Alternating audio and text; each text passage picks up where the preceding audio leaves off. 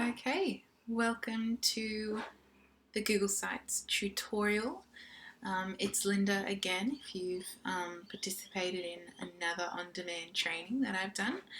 I'm going to be taking you through the Google Sites platform. I'm going to be dividing this into three sections. So the first section is I'm going to show you an example, introduce and show you an example of Google Sites. In the second section, I'm going to be teaching you how to create a Google site from scratch. And the third one, I'm going to take you through a couple of sample syllabus um, um, curriculums and things like that to show you how you could apply it to your area. Now, my area is HSIE in the history department, so I'm going to choose one HSIE subject outside of history to make it a little bit harder for me, and I'm also going to try to choose another area of another high school department just to give you a bit more context and how to apply Google Sites into your context and some ideas that I have there. So they're the three sections that we're going to be covering. But basically, I wanted to start off with what is a Google site? Why? Why should I use a Google site? Now, a Google site is essentially a website that uses and stores all your documents that you use for lessons. And you might be thinking, well, I have a Google Classroom for that. Google Classroom is really great for posting homework assignments um, and classroom collaboration style of things, material and those sorts of selections within classes are good. But I like to separate classroom and sites because Google Sites is really good for course material. Google Classroom is very good for class-specific activities. Now, in the Google site, you can store all your materials, all your videos, images, slides, audio recordings, reading materials, spreadsheets, classroom rules, things that don't change from class to class. Now, in terms of material, I'm going to show you examples of a senior syllabus. I find that seniors are more independent and they do become class specific, but I think for junior classes, especially electives, it's really important that you can have some consistency with your course material, and the accessibility is really, really helpful. So there are plenty of Google Sites that have already been created by members of William Carey, and I really encourage you guys to look out and try to find examples, because that's the best way to find inspiration, is to see what other people have done. I'm going to hopefully take you through a few in a minute, and I'm going to show you where to find all of the Google Sites that people at William Carey have shared with me. But basically, I wanted to share with you my experience with Google Sites. It's hard work at first. It is hard when you're establishing it. Actually, anything is difficult when you're just starting out, but it is worth it. I'm so grateful to myself for putting in the hard work in the early years, so that now I can just enjoy it and update it and not really have to think about it. Um, the designers have done all the work. The designers who work with Google, the designers who work with Google, have already done all the creative parts for you. Basically, you just get to pick and choose. So you don't have to be creative. You don't have to have a degree in code. It's all done for you. There are some customization types of aspects which, if you do have a creative streak, it gives you that availability. As I've already mentioned, I use it thoroughly with my senior classes. I do use it quite a bit with my junior classes, but in a different capacity. I also don't use any other platform other than Google Sites to store my resources. I don't store them in the classroom for the kids. The only thing I put on the classroom would be assignments that I want to, class tasks and assignments, summaries that I want kids to submit. I don't keep material on the classroom. unless I know it's only for this course. So things like permission notes I might put on the classroom instead, but that's a big might, because generally the only things that need changing for permission slips would be dates and other kind of details like that. So I put permission slips on the Google Classroom and things that I know that I have to change every year. If you use too many platforms, kids get confused. I did a survey with my ancient class, and every single one of them said I could not live without the Google site. And this is 3 months after dealing with it. Bear in mind, most of these kids I worked with in junior years, they have seen me use Google Sites, but haven't really appreciated it until now. Now I don't use any other program, so they're forced to get to know it, and that's what I think has benefited my kids greatly. So I want to show you the way in which you can find the links to William Carey sites. So in the portal, in this page, when you select Google Sites, it will bring you to the Carey Sites Hub. This is where you also come to create your own. So I have some high school sites, primary sites, and then other sites. In other sites, it's the ICT support, library, and advanced learning. The navigation is very simple, very easy. High school sites, it will take you to English, History, Science, and TAS. And TAS, for instance, I have an engineering studies. There we go.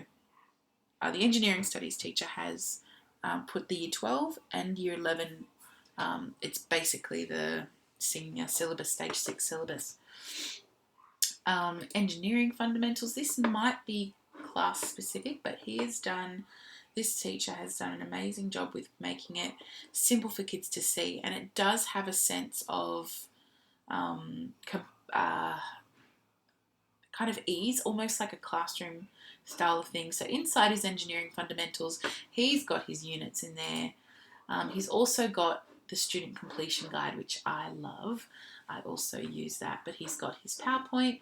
He's got dates, which I probably wouldn't use. I'd probably just use topics, because dates will change every year, and that's what you don't want to do. You don't want to be updating this every year. This is a course specific.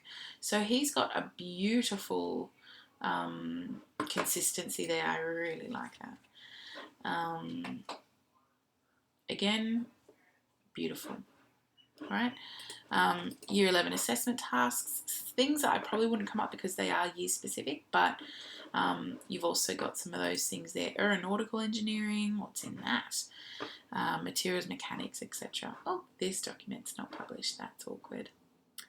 Anyway, there are some things in there that that I find really helpful, and I really like looking at other people's Google Sites. Now, if I was to go back, I could go into HISI, and we've got a lot there. Let's go into Year 9 Geography. There we go. Environmental change and management. That must be, these must be all core topics. So let's look at geography skills. Maybe there's nothing in there. Oh, there's some videos. This is perfect for videos. These are teaching kids skills. If you're a math teacher, it would be phenomenal for you to have videos as one topic, and then have within that all the different types of skills and different tutorials that you want. If you were into flipped learning, Google Sites will be perfect for you. Alright, so that's a place where you can have a look and get some ideas. I do want to show you my Google site for Year 11 Ancient. Year 11 Ancient History, I've refined over the years, and there'd still be some design things that I change. I'd like to make this, put that a little bit differently and things like that. But basically, I wanted to show you how my kids access the Google site. In the administration section, it has all of the must-know information. So I've got the information booklet here that takes them to something that I do have to delete, but I keep that up there because kids need to know where to look. I have the completion table that I like to make sure I constantly am exposed to. The lesson outline. This is a document that I put together that helps kids if they're absent. They can have a look and come and see what we did that lesson instead of having to email. This is a scope and SIGIPS, which again, yes, is updated every year. I've got the introduction, welcome to ancient history, what is history, I've put in a video for you. You can embed calendars, and I had them in there, but I got rid of it because it's the end of the term. But your calendar works with Classroom. There are some really neat little things that Google Sites and Google Classroom have to collaborate together. The assessment tasks, I don't know if I've changed too much of it. Assessment tasks, this is definitely something that I hide from future years. I've put up YouTube lessons, tips, and things that I've done to support kids who are doing these things. But basically, the Google site, kids know the functions of my Google site because it's the only thing I use. These are our core units. You've got Nature of Ancient History, then you have Roman Games, Persepolis, Slavery in Rome, and Assyrian Warfare. Those were our 4 topics. They all look a little bit different because I was trialing some strategies and methods with this class.